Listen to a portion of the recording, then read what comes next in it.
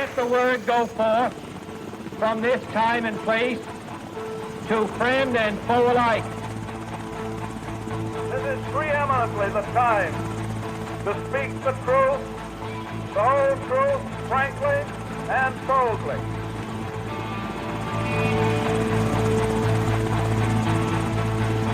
History doesn't have to be boring, buttoned up, or inaccessible. And it certainly didn't end in 1945.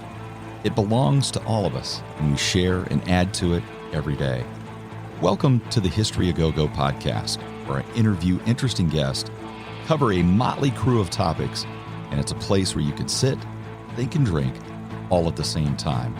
I'm your host, Rob Mellon.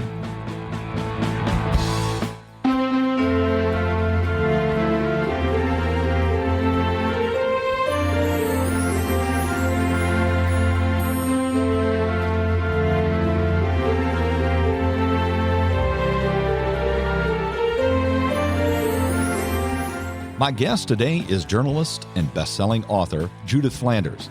She started her career as an editor for various publishing houses in London. She began to write in 2001. She finished her first book, A Circle of Sisters. The biography of 4 Victorian sisters was published to great acclaim and nominated for the Guardian First Book Award.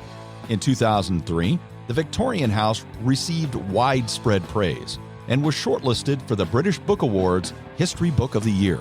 In 2006, Consuming Passions was published, and her book, The Invention of Murder, was shortlisted for the 2011 CWA Nonfiction Dagger. The following year, her book, The Victorian City, Everyday Life in Dickens' London, was published.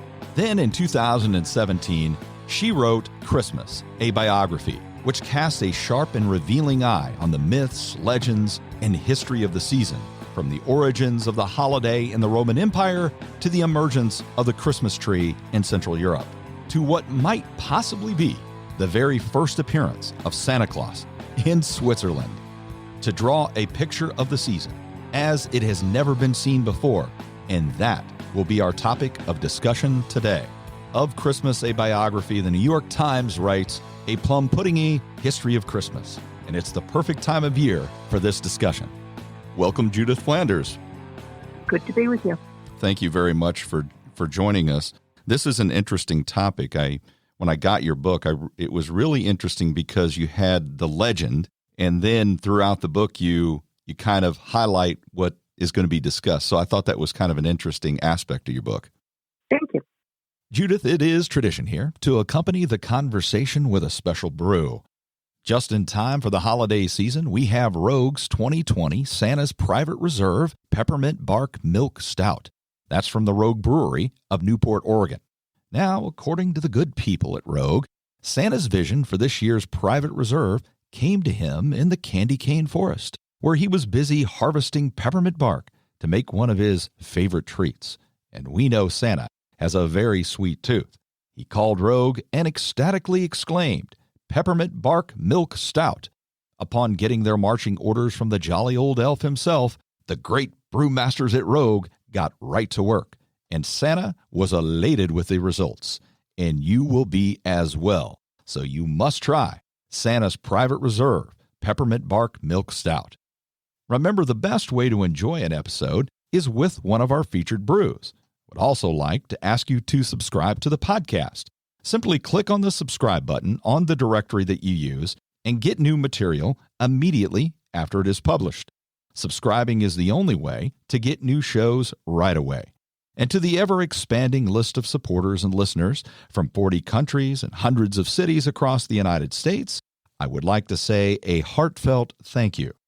And now I raise Santa's Private Reserve Peppermint Bark Milk Stout, and I wish you all a very Merry Christmas and a very Happy New Year.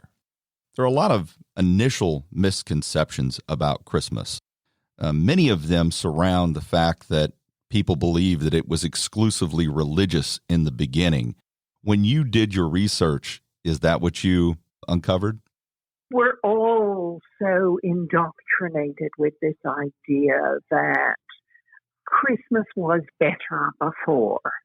And in the 20th and the 21st century, that way of saying Christmas was better before is to say it's too commercial, it's too secular, it's too much about consumption.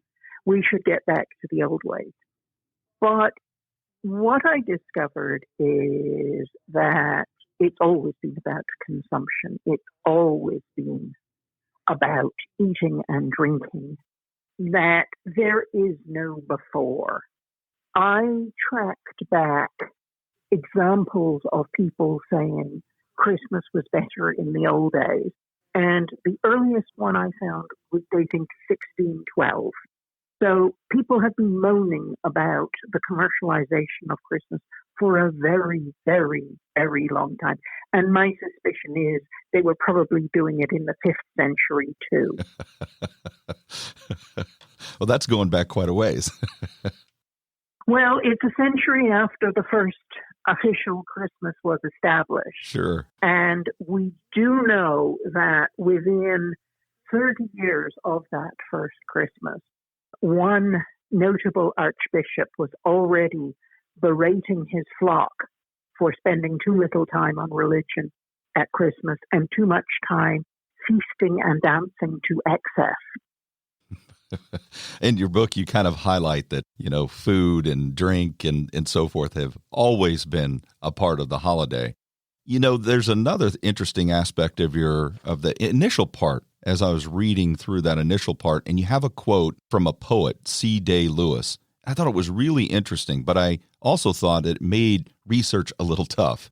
The quote is, quote, "There are not Christmases. There is only Christmas, a composite day made up from the haunting impression of many Christmas days, a work of art painted by memory."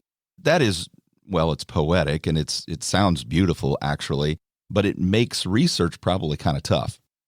As I said, I think this idea of memory, of Christmas always being better at some previous unspoken period in the past, either our own childhoods or our parents' childhoods that we've been told about, or some mysterious historical period when Christmas was entirely magical.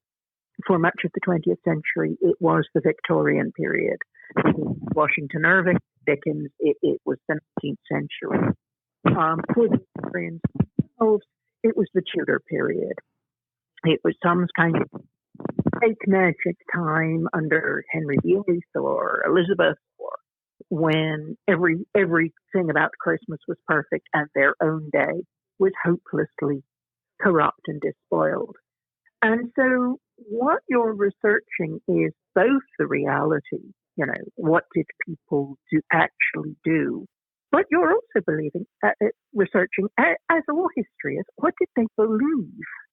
And as C. Day Lewis says, what you think you remember is as important as what actually happened. You also have two assumptions that are made, and you kind of alluded to them already. What are those two assumptions about Christmas from Christmas A Biography? Well, there is, as I said, the assumption that Christmas had once been a very holy day of religious observance and now was hopelessly corrupt, which is simply not the case. And the other assumption, which I suspect is an assumption we make about most in our lives, is that our own culture and, as a sub, our own family practices are the real ones. Everyone else kind of imitates. So the Germans believe that their St. Nicholas or their Christmas goose and red cabbage and Christmas trees were all invented by them, and that's the way you do Christmas. And the British believe that their Christmas pudding and carols about drinking or whatever are the real way. And everyone believes that their own traditions are the real ones. Whereas, in fact, what I discovered very early on is Christmas is the most extraordinary mix of cultural cross-currents that you can track customs from one country to another. You can follow them as they spread. And that no one has what could be described as an entirely culturally pure Christmas. They all borrow. It seems like a smart thing to do. My very favorite thing was finding pictures of Christmas trees in Japan, including one cut into the shape of Godzilla. My son would like that one. Could you go back to kind of the beginning? What is the Roman feast Saturnalia, and are there other pagan traditions that seep its way into the holiday almost immediately? What we have to be very careful about sort of throwing words like pagan around, because we actually have no evidence of any customs that have carried through from any pre-Roman Empire holidays. We have a lot, it's very common. Oh, that's from the Feast of Woden, and that's the myth of. We don't actually have any evidence of this whatsoever. The earliest influences we can track back are 3 Roman holidays which occur around the end of the year. The first one is Saturnalia, which was kind of obvious from the name, the feast of the god of Saturn, who was the god of agriculture. So it's basically a harvest, Thanksgiving kind of festival. And this is in the middle of December, and it lasted for a week, and it will sound quite familiar to many people. People didn't work, the shops closed, you gave each other small gifts of candles or other lights, and there was eating and drinking and gambling, and everyone had a good time for a week. In the new year, officially from the 1st to the 3rd of January, but unofficially also lasting nearly a week, you have the Calends, that's with a K, which saw buildings decorated with greenery, people eating and dancing, more gambling, more processing, parades, small gifts, wreaths, garlands, and again, festivals of lights. In the middle, you had a more religious festival. By the 3rd century, the most popular religion in the Roman Empire was Mithraism, which originated in Syria, but was by this time widely spread across the Roman Empire. And we don't know very much about it, but we do know that Mithras, the god Mithras, who was a representative of the sun, was born on the 25th of December, which was then the solstice. So basically, he is born on the day when the days begin to get longer again. He brings the sun with him. And he is born, and again, this will sound familiar, born in a cave, witnessed by shepherds. And so what happens is you get these 3 holidays. In the 4th century, there is no mention of Christmas or the Nativity in the Bible as a set date. We do not know when Christ was born according to the Bible. There is no particular reason to believe it is in December. Indeed, there are various clues in the Bible, but this is not very likely at all. Like very practical things like if it's December, why are shepherds watching their flocks by night in the fields? Because it's too cold. In the 4th century, the church designated the 25th of December as the day that marked the Nativity. So from that period, the various customs of the Roman Empire, which are still by this time, of course, in full flow, are well known. And so they accrete to this new holiday. It is a season of feasting, drinking, gambling, decorating with greenery. This is not merely owing to these holidays, but these holidays are there because of the agricultural calendar. You've got the food that's been harvested, you've got your crops in, the food has been preserved. You have slaughtered all the animals that you're not going to overwinter, so you've got meat. Depending on where you are in Europe, you now either have your beer made or your grapes have been harvested and the wine is ready. And winter in Europe is agriculturally a slow time of year. There's not a lot of work to do. It's dark and it's cold and it's miserable, so you might as well have a party. And all of these circumstances come together to make Christmas that time. You mentioned food on a number of occasions. It seems like it's been a part of the celebration, whether it's been Roman or Christian, and it works its way right down to the present time. Could you explain some of the most important food traditions, say in Germany, in England, and maybe some American culinary traditions as well? Food is an enormously important part. As I said, this is a holiday of consumption. And so what you have in the pre-industrial world is consuming food and drink. Once you get into the post-industrial revolution, when you have mass production, then it can become a holiday of things as well. But food and drink for most of the 2 millennia of Christmas celebrations are the primary ingredient of the holiday. The food and drink simply varies by location. It is whatever is seasonal, is easy to transport, if that's the case. So, for example, in German-speaking countries, it's very often a Christmas goose. Goose was in the British Isles the standard Christmas meal until you get the turkeys, which are imported from the New World. They're not in origin an old world bird. But turkeys don't really become popular in the British Isles until the 19th century because they don't travel well. Until refrigeration and until trains, meat was driven to market alive. Your cattle went into the market alive and came out in pieces. Turkeys don't travel well.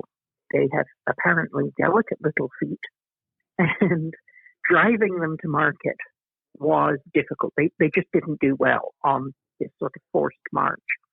So until you get trains, turkey is not a big thing. Once you get trains, turkey becomes the standard meal in Britain.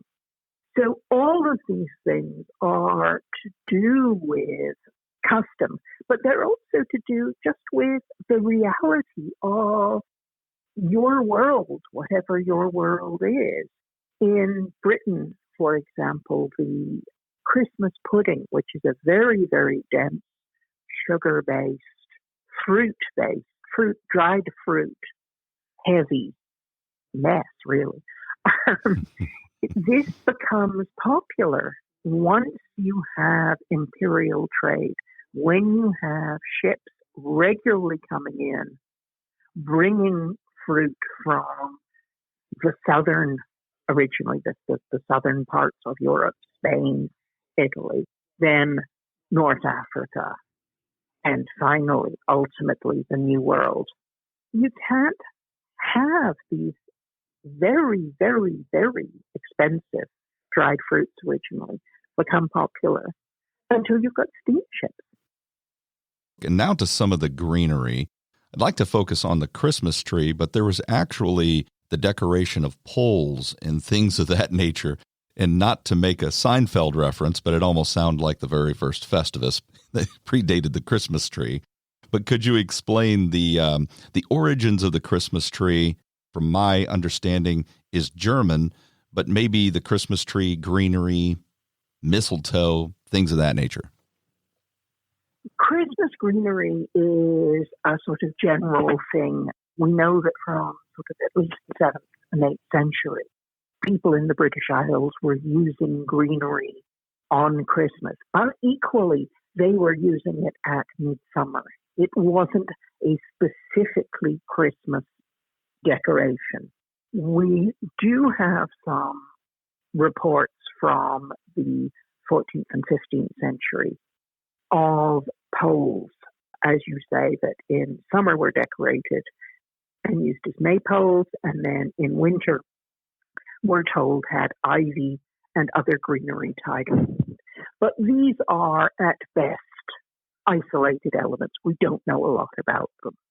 The Christmas tree itself developed in the German-speaking lands out of a celebration not of Christmas itself, but that occurred on the day before. The 24th December in the Catholic Church is the feast day of Adam and Eve. And in the Middle Ages, we see the development of these plays that were put on the feast day of Adam and Eve, where the expulsion from the Garden of Eden is reenacted outside. These paradise plays, as they were called, became very popular. And of course, if you're reenacting the expulsion from the Garden of Eden, you need a tree of knowledge. Now, in Northern Europe in December, you're not going to find an apple tree with leaves and fruit on it. So instead, to recreate this idea, they used evergreen trees in which they strung apples on the branches. The plays gradually went out of fashion, but everyone really liked the trees. So the trees stayed around. They were outdoor trees for the most part, and the decorations began to increase, as well as apples. There were paper decorations or little gilt sweets or other things like that. By the 15th century, we know that in the area around Strasbourg, there were markets that were selling what were beginning to be known as Christmas trees. The earliest decorated tree we know of that went indoors, not outdoors, is recorded in 1605. So that's the very first one we know of, but we're pretty sure that this had been a tradition for several decades at least. It's an entirely German custom, and it gradually spreads across Europe where German immigrants moved. And equally, in the 18th century, we know it moved to Britain with German merchants, and we know that it moved to North America with, again, German immigrants. There are records of the Moravian Brethren, a Protestant sect in Pennsylvania, and I think from memory, North Carolina, who had what they call pyramids, which we're not quite sure whether they were trees themselves or whether they were evergreen branches sort of erected in the shape of an evergreen tree. Again, we know that in the 1780s, I'll just backtrack a little bit for American listeners. In the 18th century in Britain, the British royal family is German. This is quite important to remember for Christmas trees. George I, who was George I of Great Britain, is the Elector of Hanover before that. He comes to England not speaking any English. They are purely German. By the time we get to the end of the 18th century, where by now 3 or 4 generations down, they are more English, but they still hold to many German customs. And Queen Charlotte, who is German-born, decides to put up what one of her lady-in-waitings refers to as a German Christmas tree. And this is the first one we know that was erected in Britain in 1800. One of the myths of Christmas trees is that Prince Albert, the husband of Queen Victoria, brought them in the 1830s to Britain. This is not the case. There was a very famous engraving that was published in a magazine of Victoria and Albert and their children with a little tabletop tree at Windsor Castle in 1848. which is reprinted in a very popular American magazine the following year, I think, which spread the knowledge of the tree outside of the German communities. But this is a tradition that was well established by then. That's one of the traditions that continues to proliferate. It's become almost exclusively, in some cases, secular, and obviously non-Christians can practice it as well. So that definitely is one tradition that I think will continue and even, as I mentioned, proliferate around the globe. I was recently in Saudi Arabia, and I didn't see any Christmas trees there, so we're not quite there yet. In regards to Santa Claus, does it really originate from St. Nicholas, or is it something that's created and then it makes a tie to St. Nicholas? Could you explain the development of what is now Santa Claus from St. Nicholas, Father Christmas, and then maybe even Coca-Cola? Coca-Cola is completely bogus. This is just a non-story. I'll double back to that in a minute. The origins of Santa Claus, whether it comes from St. Nicholas, the answer to that is yes and no. Certainly, St. Nicholas did arrive in many countries in Europe on the 6th of December. He was the patron saint of children, and in many cases he did bring sweets for good children and punished bad children. The idea that the Dutch in New Amsterdam, what is now New York, brought St. Nicholas to the New World is, I think, completely bogus. Apart from anything else, New Amsterdam was under the government of the Dutch Reformed Church, which was a Protestant sect, and absolutely banned All Saints, which are, of course, a Catholic thing, not a Protestant thing. So there is simply no way that this would have happened in the way it is said it would happen. As far as we can tell, a merchant at the beginning of the 19th century named John Pintard, who, amongst other things, founded the New York Historical Society, who chose as their patron saint, St. Nicholas, began to build up the legend of St. Nicholas. In this, he was abetted by his friend, Washington Irving, who wrote a book called The Knickerbocker History of New York, in which he discussed the Dutch origins of St. Nicholas. At the time, it was recognized that this Knickerbocker History of New York was a political satire and was not history.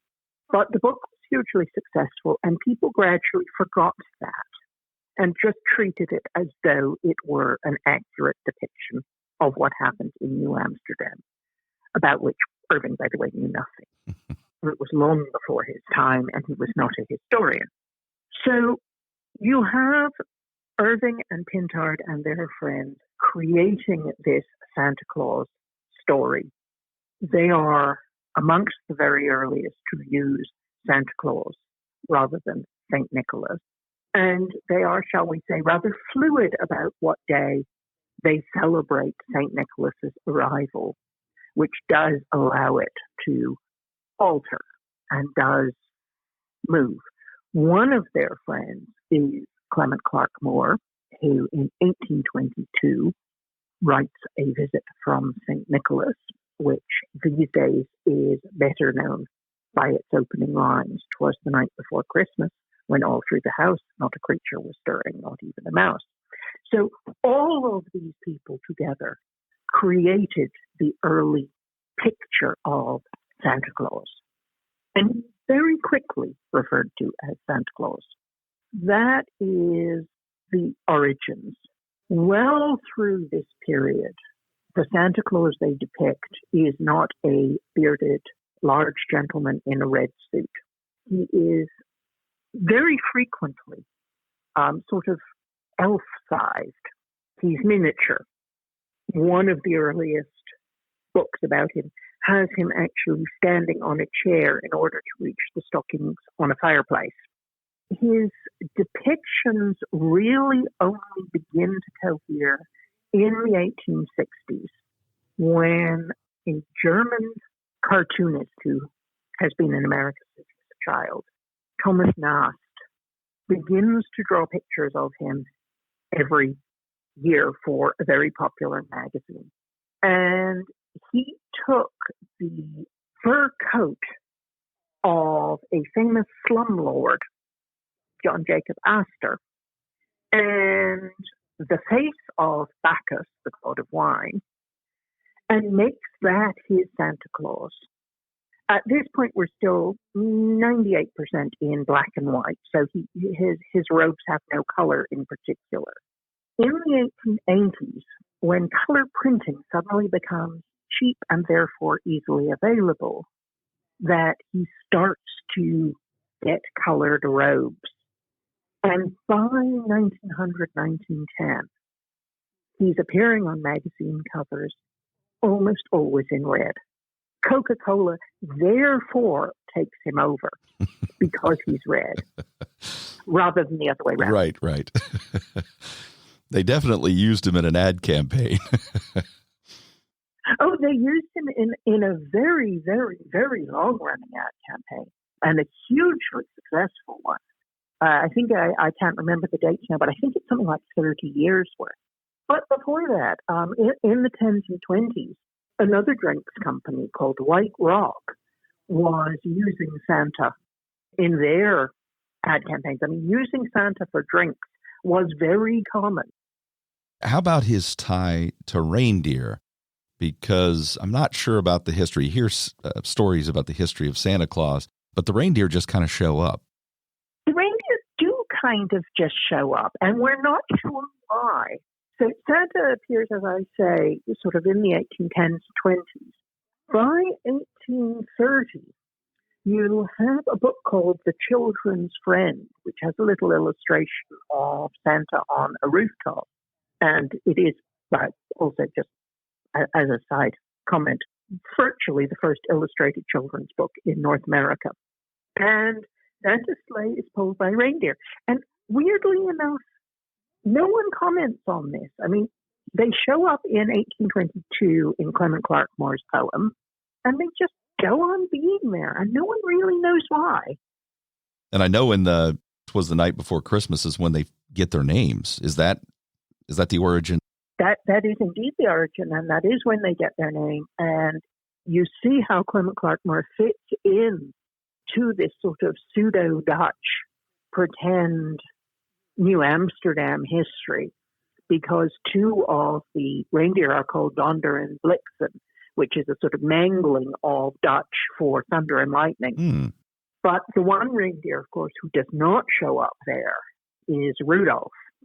And Rudolph waits another 110 years to show up, I think. Rudolph doesn't show up until the Second World War. And poor Rudolph is born in a Montgomery Ward sales catalog.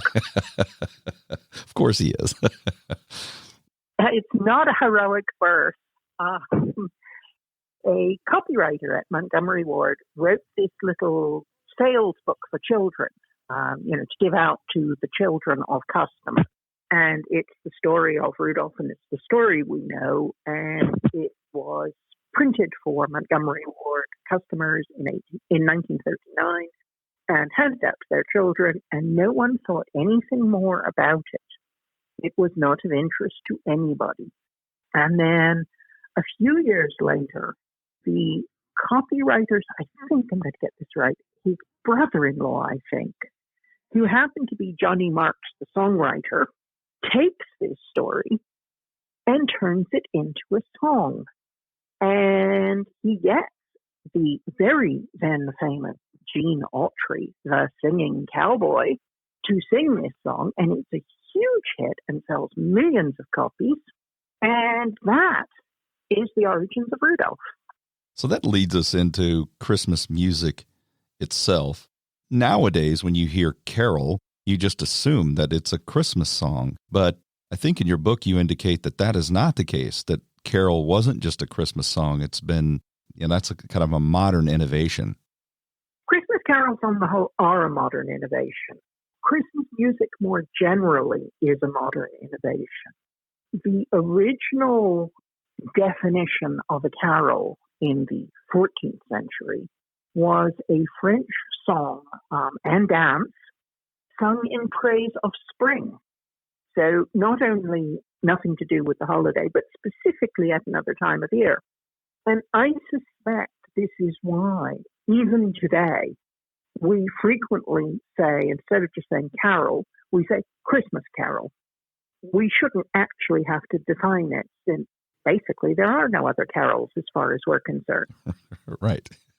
Carols themselves are a relatively modern innovation, and carols as part of church services are incredibly modern. There were nativity songs intermittently. Many things Christmas kind of led the way. We have religious Christmas songs from them from the, I think, 15th or 16th century. And then by the end of the 17th century, we have quite a few of the famous songs. We have O Tannenbaum, although the words that we know are later, they're 19th century, and a group of other carols. But in the English-speaking world, they're still not a big thing. It's just Christmas music is not really of interest because, for the most part, Christmas carols were the music of the people. They were working class music. And so what carols we do know in the 18th century were printed on cheap broadsides. They were sold for a penny or so, and they were not of interest to the middle classes. In the 19th century, in the 1820s, an English antiquarian published a collection of Christmas carols, of the lyrics. He didn't even think these were songs that were still being sung. He thought they were of sort of antiquarian interest. Anthology was, however, hugely successful. And so people quickly sort of scuffled around and found more. And they classed them up. I mean, the ruder drinking songs were tidied up a bit. And they began to be printed with now tunes to be sung at home. And then what happened was the church began to incorporate some of these songs. They became popular, and so in both Britain and America, many churches began to write their own to match the rather more secular ones that were being rediscovered. And then all of these began to be incorporated, whether frequently in Sunday schools, and then slowly into services, or perhaps a special Christmas Eve service. And it's really very slow. And you see what's really interesting is in the 1870s and 80s, when middle class, particularly clergymen, began to publish collections of carols, they would say, well, we're not going to discuss their church history. And you think, well, I bet you're not, Bud, because there isn't one. I don't know whether they were fooling themselves or trying to fool other people, but this assimilation of the idea that carols had always been sung, we'd always known them, and they'd always been religious, is very quick. Does radio and TV even expand that even further? It seems like nowadays, everywhere you go, you can hear Christmas music if you're shopping, even at the grocery store. Is that what really changes the dynamics of from just sharing it with family or in a Christmas play or at some service? Now you hear it everywhere. Christmas music becomes a very big thing in the 20th century, as you said, particularly with radio at the beginning of the century. Even before that, you get vaudeville songs about Christmas. And like many of the carols, they tend to be secular. They tend to be nostalgic. One of the earliest successful vaudeville songs was called Christmas Time at Pumpkin Center. And it was about religion at all. It was about this nostalgia for a rural America. It's basically urban people writing about a mythical time in the past. So it's tremendously familiar in that sense.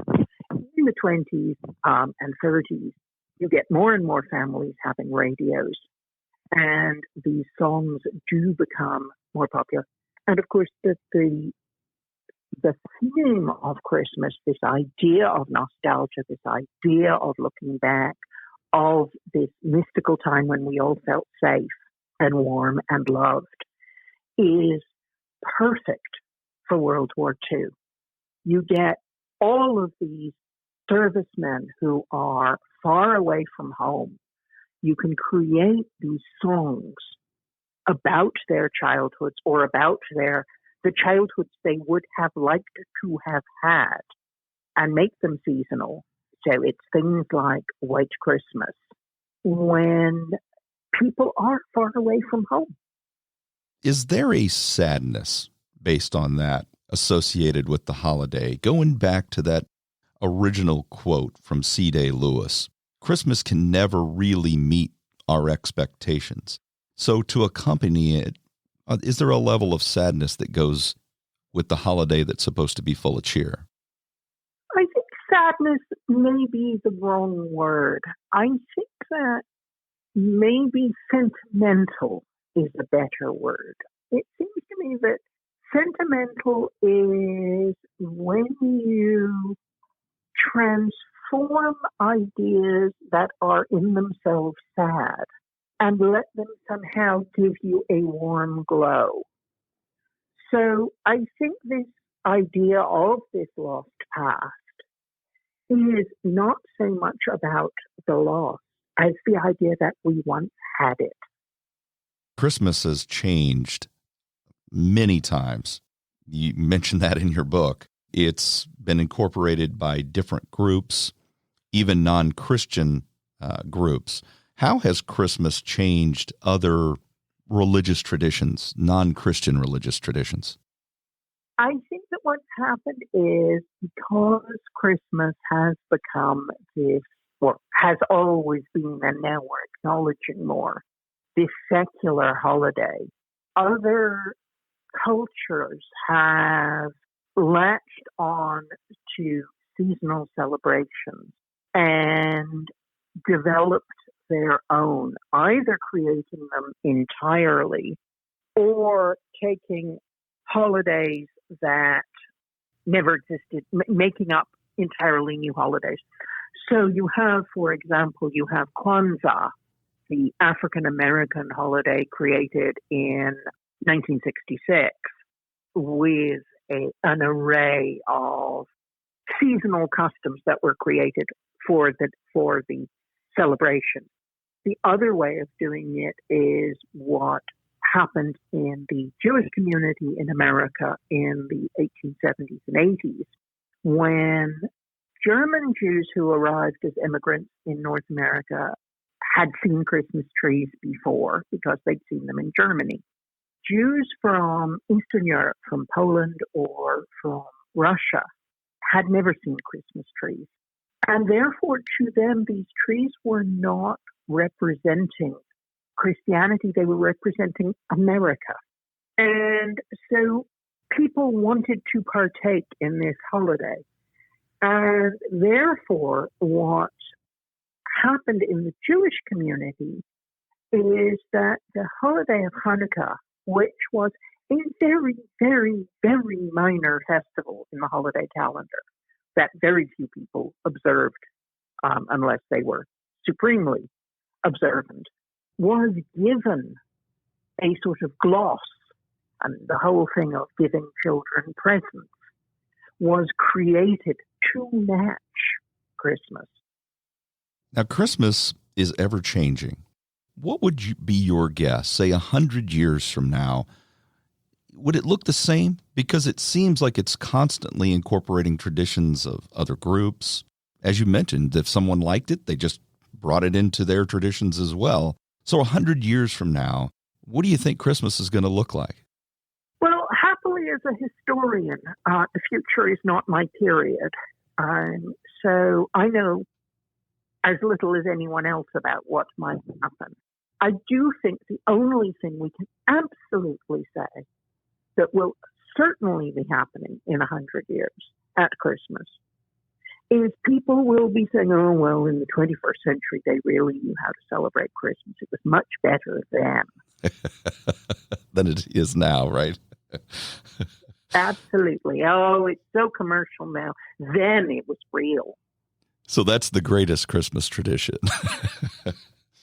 It is absolutely the real core Christmas tradition is thinking about a better time, whether it's a created better time or an actual one, and thinking we too could have that.